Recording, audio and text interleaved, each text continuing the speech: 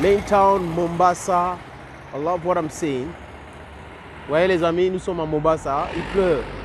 C'est la saison apparemment pluvieuse ici. Et une très belle image que vous voyez là. Très très très belle image.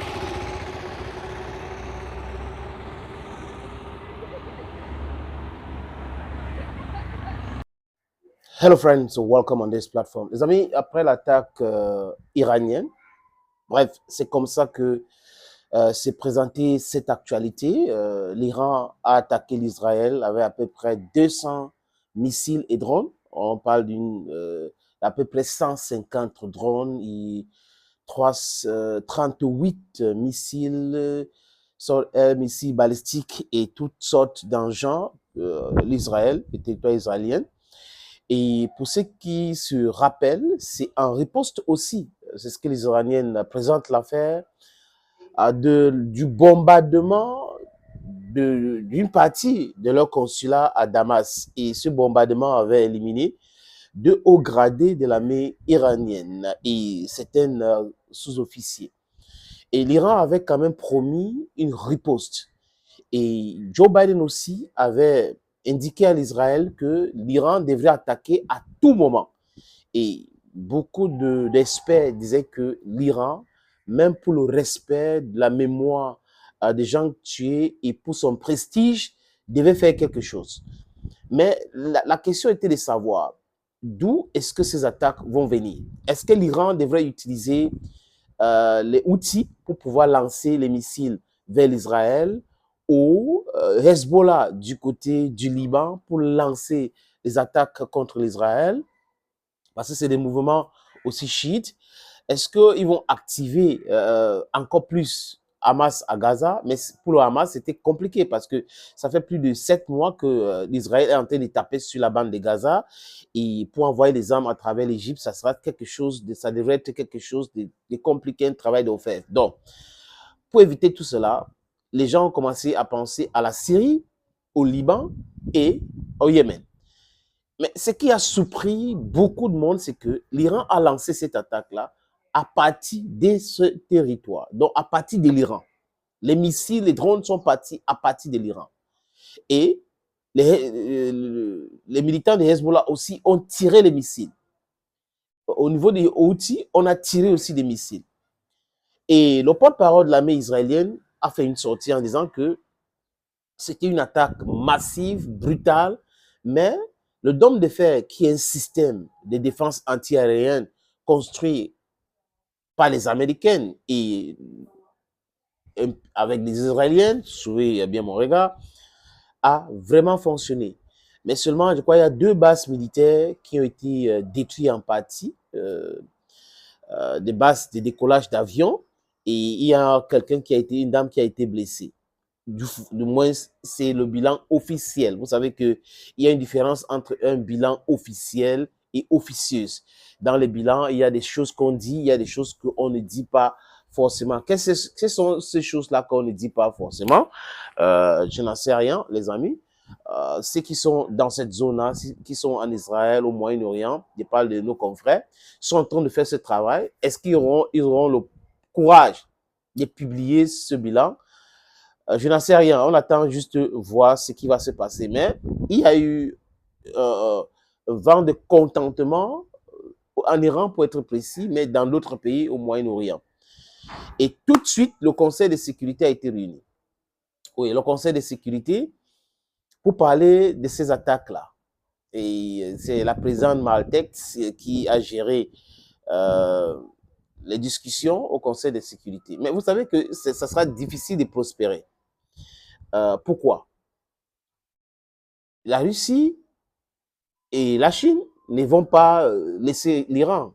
Ils vont certainement mettre leur veto sur toutes les décisions que les Américains auront voulu passer ou veulent que ça passe comme sanction au Conseil de sécurité des Nations Unies.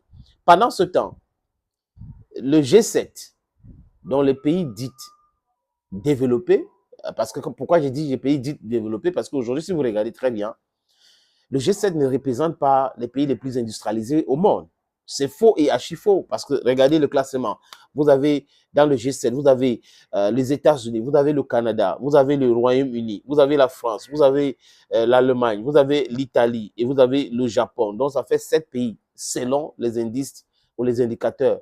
En Occident, ce sont les pays les plus industrialisés. Mais si je vous cite d'autres pays en dehors du G7, vous allez comprendre qu'il faut qu'ils changent de nom. Ça ne peut pas être du G7. Je crois que l'organisation qui devrait parler économie et une organisation telle que le G20. Parce que là, on peut trouver les mastodontes dans le monde entier. Parce que la Chine, officiellement, est deuxième économie mondiale, mais on sait que c'est premier. L'Inde est devenue quatrième, la Chine, la Russie cinquième. Donc, vous voyez que les pays européens en font de résistance. Donc, on ne veut pas quitter, c'est nous avant vous et tout cela. Bon, quand j'ai fini de dire, les pays du G7 ont de façon unanime soutenu l'Israël et condamné l'attaque contre l'Israël. Mais il suffit d'avoir une petite intelligence pour voir pourquoi nous, au Sud global, nous parlons de double langage, de double standard, de ce manque de sérieux. Le G7 condamne unanimement l'attaque contre l'Israël. Mais le G7 n'avait pas condamné l'attaque sur le consulat. Je répète, sur le consulat iranien à Damas. Et qui parle de consulat parle d'un territoire qui est inviolable. Donc, si vous vous amusez à détruire ou à attaquer un consulat, une ambassade, ça veut dire que vous avez violé le territoire de l'autre. Est-ce que c'était acceptable? Pourquoi est-ce que le G7 n'a pas, de façon unanime, condamné l'attaque israélienne sur le consulat iranien, l'attaque israélienne sur le consulat iranien à Damas? Voilà. C'est-à-dire que si vous voulez être juste, vous voulez qu'on vous respecte, respectez les règles pour tous. Vous ne pouvez pas être, quand on piétine les règles Y, vous êtes d'accord, et quand on vient piétiner les règles X, vous commencez, non, ce n'est pas normal, il ne fallait pas faire ça, tout le monde, non. Attendez, attendez-vous, parce que moi, je vois ce monde-là, tout ce qui se passe is very dangerous. What's happening actually is very, very dangerous. Because the other countries are developing their military might every blessed day. Because they know it is only with the military might that they will be respected. They can not gain any respect if they can respond militarily to military attacks. That's reciprocity in diplomacy. And nobody will want son pays de subir des choses sans pouvoir avoir la capacité de répondre. Donc, je pense que ceux qui gouvernent le monde aujourd'hui, ou du moins prétendent gouverner le monde, devraient calmer cette situation. C'est le cas de Joe Biden, que je n'aime pas trop, mais Joe Biden, qui a utilisé le matériel américain pour intercepter certains drones qui venaient du Yémen et certains autres drones, les amis, a dit que non, ils ne veulent pas que ça continue, ils ne veulent plus de l'escalade.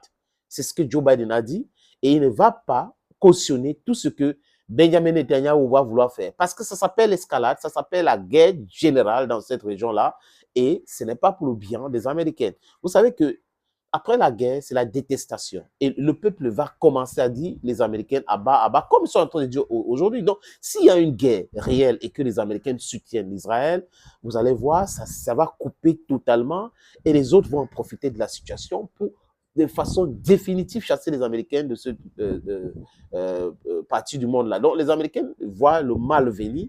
Mais Benjamin Netanyahu, comme lui veut rester au pouvoir, c'est un pouvoiriste, pour lui, il faut l'escalade. Il faut l'escalade parce que tant qu'il y a l'escalade, il va rester au pouvoir et il va continuer de devenir Premier ministre et un Premier ministre éternel.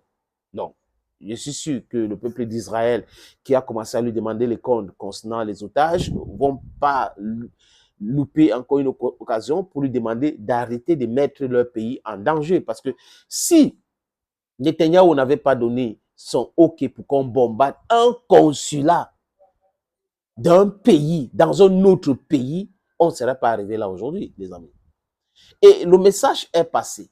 L'Iran passe un message aussi fort. Nous pouvons vous frapper et frapper durement. Nous ne sommes pas là pour rigoler avec vous. Vos menaces, on n'a que dalle. Et sachez que actuellement, nous avons les capacités. Donc, c'était une façon aussi de prouver les puissances militaires et de répondre à l'Israël et de tester la défense anti-aérienne israélienne, le dôme de fer. Donc, ils ont testé ça. Je suis sûr qu'ils savent comment faire aujourd'hui.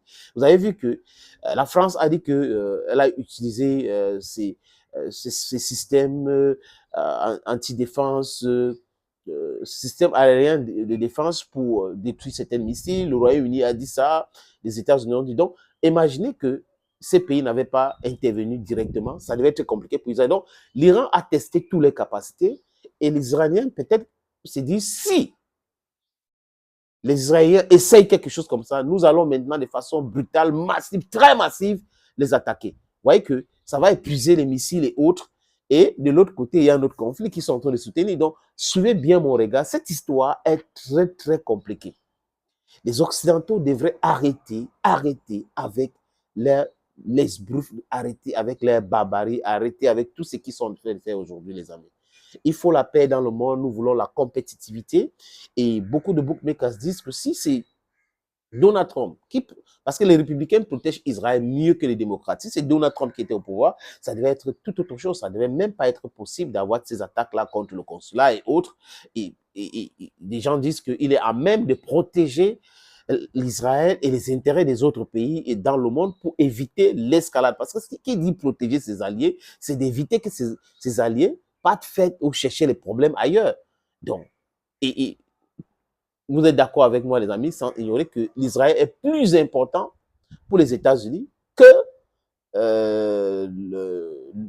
comment on appelle ça, l'Ukraine. Qu'est-ce qui m'arrive? Donc, l'Israël est plus important que l'Ukraine. Zelensky have to put this in his head.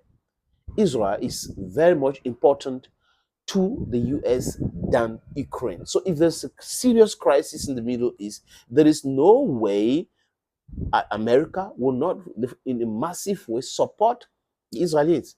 You understand? And they will totally abandon Ukraine. Zelensky put that in your head, and the West doesn't have the capacity to support Israel in a massive way and then support Ukraine the same way. Ukraine is going to be abandoned, as is the case right now. The Congress is not allowing for the $61 billion to be signed and sent to Ukraine in terms of aid and all that. So put that in your head. Joe Biden ne veut pas parler de l'escalade. Il ne veut pas que Netanyahou attaque encore les intérêts de l'Iran parce que l'Iran ne va pas laisser. Ça sera une spirale. Vous me tapez, je vous tape. Vous me tapez, je vous tape. Vous me tapez, je vous tape. Et l'escalade peut être très violent. Et on ne doit pas vivre dans une région qui bouillonne parce qu'il y a un monsieur qui veut atteindre ses objectifs politiques et qui met en mal la sécurité des autres. Thank you, friends, for always watching. As I said, we are presently in Mombasa. Let me just give you a little glimpse of the image of Mombasa. You can see here from where we have our general, our headquarters. You can see le quartier général à partir d'ici. C'est très, très joli. L'image que vous voyez là, c'est à Mombasa. Ouais. Merci les amis, merci pour tout. Thank you again and bye bye.